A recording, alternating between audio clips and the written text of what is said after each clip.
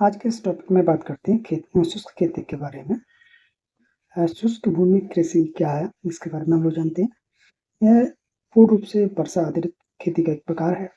भारत में शुद्ध वर्ग क्षेत्रफल में 142 मिलियन हेक्टेयर का 67% क्षेत्रफल शुष्क खेती के अंतर्गत आता है। ठीक है, ड्राईलैंड एग्रीकल्चर के अंदर आता है। भारत में कुल खाद्यान्न उत्पादन का 40 से लेकर 42% उत्पादन शुष्क कृषि से प्राप्त होता है। मोटे अनाजों चना व अरहर का 91%, तिलहनी फसलों का 80% एवं दलहनों का 75% उत्पादन शुष्क कृषि से प्राप्त होता है। ठीक है,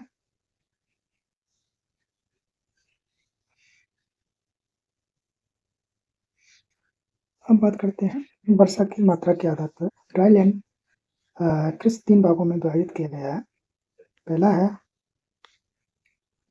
शुष्क खेती। पहला कौन सा? शुष्क खेती।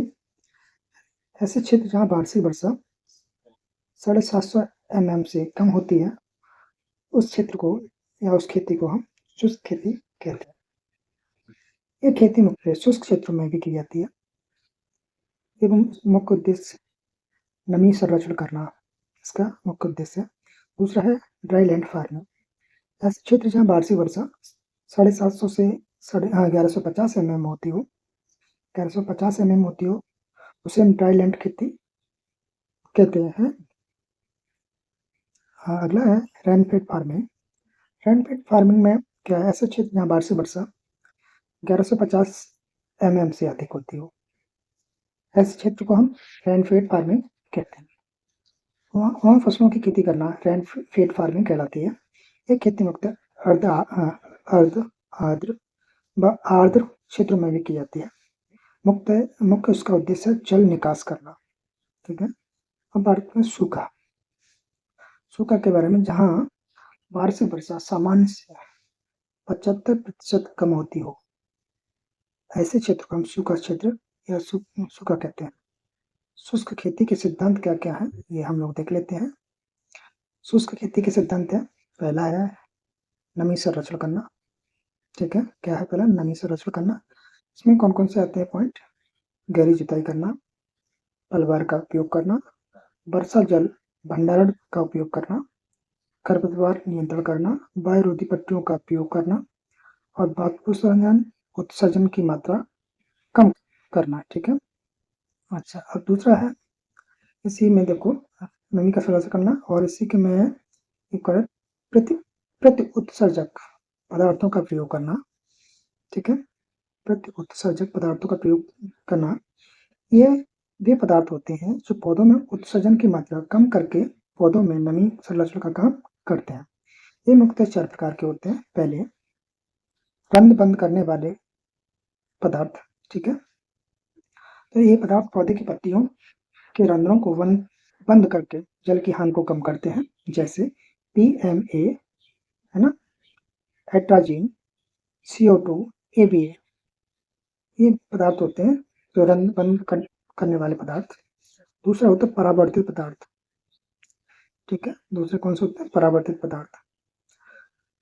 ये पदार्थ सूर्य से आने वाले किरणों को परावर्तित करके पत्तियों का तापमान कम करते हैं, जिससे पौधे में वाष्पोत्सर्जन क्रिया द्वारा जल हानि कम होती है। जैसे केओलिन 5% चूना पदार्थ का छिड़काव। तीसरा पॉइंट है इसमें आपका पत्ती पर आवरण बनाना, फिल्म फॉर्मिंग। ये पदार्थ पत्तियों की सतह पर एक पतला आवरण बनाते हैं, जिससे वाष्पोत्सर्जन क्रिया कम हो जाती है। जैसे मोबिलिफ, हेक्साडेकनॉल, सिलिकॉन, ऑयल, मोम युक्त पदार्थ। चौथा है इसमें वृद्धि अवरोधक। ये पदार्थ जड़ की अपेक्षा तने की वृद्धि कम करते हैं, जिससे पौधों को कम जल की आवश्यकता होती है ना। इसमें है जैसे साइकोसेल। ठीक है, सेकंड पॉइंट है फसल प्रबंधन। ठीक है, मिश्रित खेती उगाना। इस शुष्क खेती के लिए फसल बीमा है। सेकंड पॉइंट है शुष्क खेती में बीज दर 10 से 15% अधिक रखते हैं। कितना? 10 से 15% अधिक रखते हैं तथा पौधों की संख्या भी 10 से 15% कम रखते हैं। क्या है? बीज 10 से 15% अधिक रखते हैं, पौधों की संख्या 10 से 15% कम रखते हैं। बुआई किस दिशा में करते हैं? बुआई करते हैं पूरब से पूर्व पश्चिम दिशा में बुआई करते हैं। किस्म का चुनाव करते हैं, अच्छी किस्म का चुनाव करते हैं। हम बात करते हैं नेक्स्ट पॉइंट पे हम लोग बीज के बारे में, टाइप्स ऑफ सीड्स के बारे में। तो उन्नतशील बीज की जो श्रेणियां हैं ये 5 हैं। पहला है मूल केंद्रक बीज, न्यूक्लियस सीड, या जिसको नाभिकीय सीड कहते हैं। यह विकसित होने वाली नई किस्म का शुरुआती बीज यानी स्टार्टिंग पॉइंट से पॉइंट बीज होता है जो सबसे कम मात्रा में उपलब्ध रहता है। इस वर्ग के बीजों में सर्वाधिक आनुवंशिक शुद्धता 100% पाई जाती है। इसे स्वयं प्रजनक द्वारा किस विश्वविद्यालयों अनुसंधान संस्थानों द्वारा उत्पादित किया जाता है? अगला पॉइंट है मूल केंद्रक बीज के थैलों पर किसी भी रंग का टैग नहीं लगा होता है। ठीक है। सेकंड है प्रजनक बीज, यह बीज मूल केंद्रक बीज की संतति है। मूल केंद्रक बीज की संतति है यानी कि संतान है, जो स्वयं प्रजनक द्वारा कृषि विश्वविद्यालय अनुसंधान संस्थानों में उत्पादित किया जाता है। ठीक है। नेक्स्ट बात करते हैं, इसमें आनुवंशिक शुद्धता लगभग 100% पाई जाती है। कितनी?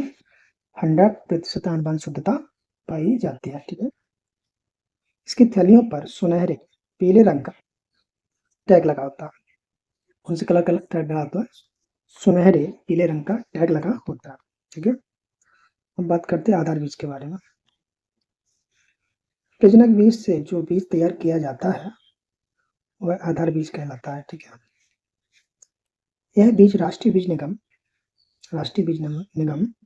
पंजीकृत निजी संस्थानों बीज प्रमाणीकरण संस्थान द्वारा तैयार किया जाता है। आधार बीज की आनुवंशिकता 99.5% से लेकर 99.9% तक होती है। एवं भौतिक शुद्धता 98%, 98% इसकी भौतिक शुद्धता होनी चाहिए। ठीक है। नेक्स्ट पॉइंट पे बात करते हैं पंजीकृत सीड या पंजीकृत बीज, रजिस्टर्ड सीड। यह बीज आधार बीज अथवा स्वयं पंजीकृत बीज से तैयार किया जाता है। यह भी आधार बीज से अथवा स्वयं पंजीकृत बीज से तैयार किया जाता है। इस बीज में संतोषजनक आनुवंशिक पहचान और शुद्धता पाई जाती है। संतोषजनक आनुवंशिक पहचान एवं शुद्धता पाई जाती है। भारत में सामान्यतः पंजीकृत बीज का उत्पादन नहीं किया जाता तथा आधार बीज से सीधा ही प्रमाणित बीज तैयार किया जाता है। पंजीकृत बीज की थैलियों पर बैंगनी अथवा नारंगी रंग का टैग लगा होता है। कैसा? बैंगनी रंग का या नारंगी रंग का टैग लगा होता है किस पर? पंजीकृत पर। अब बात करते हैं प्रमाणीकरण। कौन सा? प्रमाणित बीज, सर्टिफाइड सीड। यह बीज सामान्यतः आधार बीज से तैयार किया जाता है। कैसे? आधार बीज से तैयार किया जाता है। यह बीज किसान को व्यापारिक फसल उत्पादन हेतु सर्वाधिक वितरित किया जाता है। इसका उत्पादन स्वयं प्रमाणीकरण संस्थान या उसके देखरेख में किया जाता है। ठीक है। जैसे सरकारी बीज निगम, बीज प्रमाणीकरण संस्थान स्वयं किसानों के द्वारा प्रमाणित बीज तैयार किया जाता है। प्रमाणित बीज की थैलियों पर नीले रंग का टैग लगा होता है। कैसे रंग का? ये नीले रंग का टैग लगा होता है। इसमें आनुवंशिक शुद्धता 98%, वो सॉरी आनुवंशिक शुद्धता 99% और भौतिक शुद्धता 98% से अधिक होती है। ठीक है। अब बात करते हैं बीज की जीवन क्षमता परीक्षण, सीड विएबिलिटी टेस्ट। पहला है इसमें टेट्राजोलियम परीक्षण, टेट्राजोलियम परीक्षण। ठीक है। इसमें है पहला 235 टेट्राजोलियम क्लोराइड या ब्रोमाइड नामक रसायन का 1% घोल को लेकर बीजों को डुबाते हैं, जिससे बीजों का रंग लाल या गुलाबी हो जाता है। कैसा हो जाता है? लाल या गुलाबी हो जाता है। ठीक है, इसका परिरक्षण को जैविक टेस्ट, बायोलॉजिकल टेस्ट भी कहते हैं। इसको बायोलॉजिकल टेस्ट भी कहते हैं। इसमें जीवित बीज का रंग लाल या गुलाबी फॉर्मेजन के कारण होता है। फॉर्मेजन के कारण होता है। ठीक है, नेक्स्ट बात करते हैं पोटेशियम परमैंगनेट परीक्षण। यह बीजों की जीवन क्षमता ज्ञात करने की गुणवत्ता युक्त विधि है। इसमें बीजों को KMnO4 के घोल में डाला जाता है, जिससे बीज घोल को शोषित करने के बाद मृत बीज जो होता है उनका रंग बदल जाता है।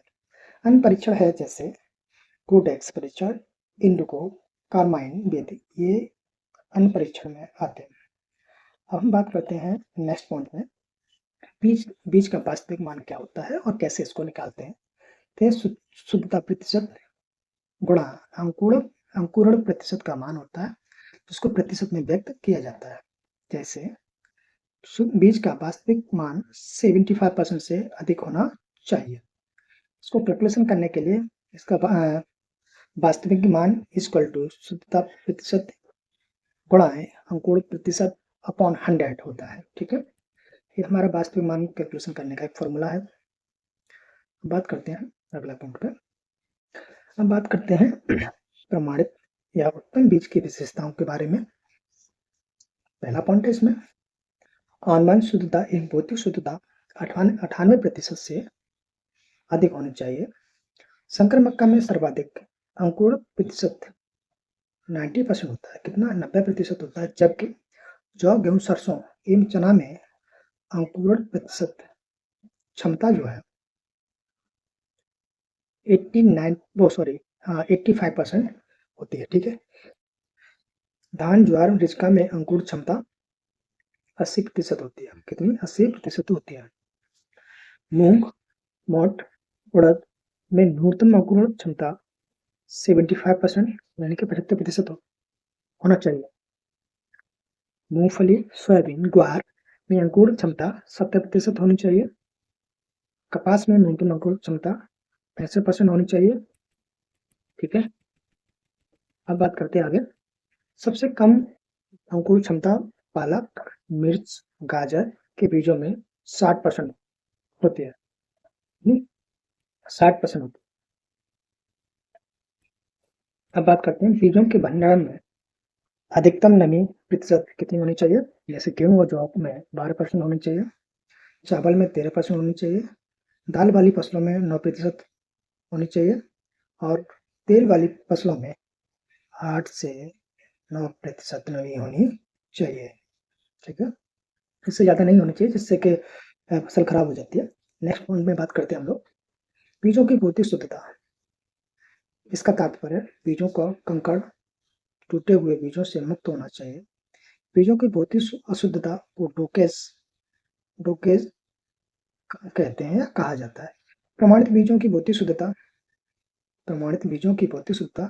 98% से अधिक होनी चाहिए।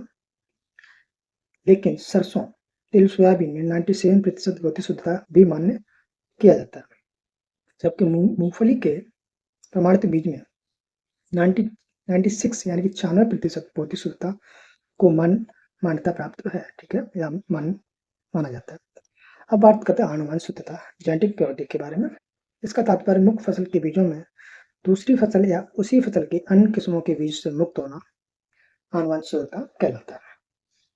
मुख्य फसल से दूसरी फसल या उसी फसल की अन्य किस्मों के पौधों को हटाना क्या कहलाता है? ये रोगिंग कहलाता है। मुख्य फसल से दूसरी फसल या उसी फसल की अन्य किस्मों के पौधों को हटाना रोगिंग कहलाता है। ठीक है, नेक्स्ट पॉइंट आनुवंशिक शुद्धता के लिए ग्रो आउट परीक्षण करते हैं। क्या करते हैं? आनुवंशिक शुद्धता के लिए ग्रो आउट परीक्षण करते हैं या करते हैं। ठीक है, प्रमाणित बीजों की आनुवंशिक शुद्धता कितनी % से अधिक होनी चाहिए? 99% से अधिक होनी चाहिए। ठीक है, नेक्स्ट पॉइंट पे हम बात करते हैं बीज सूचकांक किसे कहते हैं। ठीक है, 100 बीजों के भार को बीज सूचकांक या सीड इंडेक्स कहते हैं। जिन फसलों के बीजों का आकार मोटा होता हो उन परीक्षण भार की जगह सीड इंडेक्स काम लेते हैं या बोलते हैं। ठीक है, जैसे देसी चने का सीड इंडेक्स 14 से लेकर 25 ग्राम, काबुली चने का 26 से 45% 45 ग्राम, मूंगफली का 20 से 25 ग्राम, मक्का का 28 ग्राम होता है। ठीक है, अब बात करें परीक्षण भार। परीक्षण भार किसे कहते हैं? परीक्षण भार कहते हैं 1000 बीजों के भार को हम परीक्षण भार कहते हैं। ना छोटे छोटे दाने जो होते हैं, जो जिनका बीज छोटा होता है, उनका 1000 दाना लेते हैं। जैसे सरसों, मसूर, है ना, इनका या धान, जौ, बाजरा, सोयाबीन, तिल, बासमती धान, इनका हम 1000 बीज लेते हैं। उनका 1000 बीज काउंट करके उनको वेट करते हैं, तो वो जो वेट आता है वो हमारा टेस्ट वेट होता है। ठीक है, और हम इसमें बात करते हैं सबसे पहले धान का परीक्षण भार 25 ग्राम होता है, बासमती धान का परीक्षण भार 21 ग्राम होता है, गेहूं का 40 ग्राम होता है, जौ का 35 से 40 ग्राम होता है, बाजरे का 5 से 7 ग्राम होता है, सरसों का 3 से 5 ग्राम होता है, मूंग का 35 ग्राम होता है, सोयाबीन का 55 ग्राम होता है और तिल का 2.8 से लेकर 4 ग्राम होता है। ठीक है, बात करते हैं आगे कपास के बारे में। कपास का 7 से 10 ग्राम होता है, टमाटर का 3 ग्राम होता है और प्याज का 2.5 ग्राम से लेकर 4 ग्राम होता है और फेलेटस माइनस का 2 ग्राम होता है। ठीक है, अब बात करते हैं बीजों की शिशु अवस्था। ठीक है,